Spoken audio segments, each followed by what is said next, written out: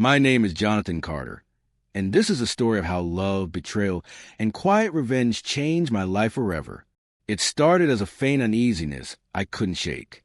My wife, Emily, began coming home late, taking long phone calls in hushed tones, flinching whenever I entered the room. I said nothing, but inside I was unraveling. One evening, unable to bear the doubt, I looked at her phone. What I found crushed me. Emily was having an affair, and not with a stranger, but with my closest friend, Richard. The shock was like a blade through my chest. I wanted to rage, to scream, yet I forced myself to stay calm. Instead of a scene, I planned a lesson neither of them would forget.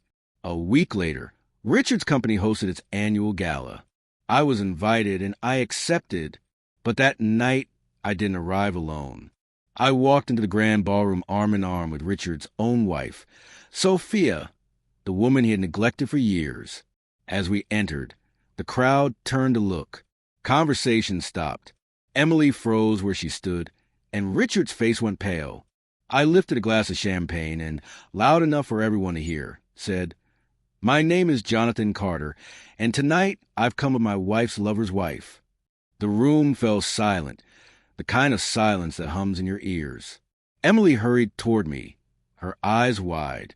"Jonathan, please don't do this," she whispered, but I didn't even glance her way.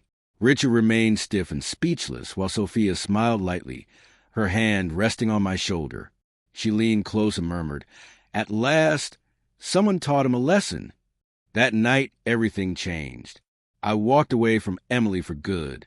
Sophia and I didn't rush into anything, but quiet understanding grew between us, a connection forged by betrayal and the clarity that followed.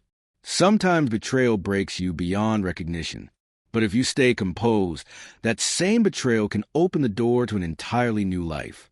This was my story, Jonathan Carter's story, and I learned that revenge doesn't have to be loud or violent. Sometimes a single, knowing smile is enough.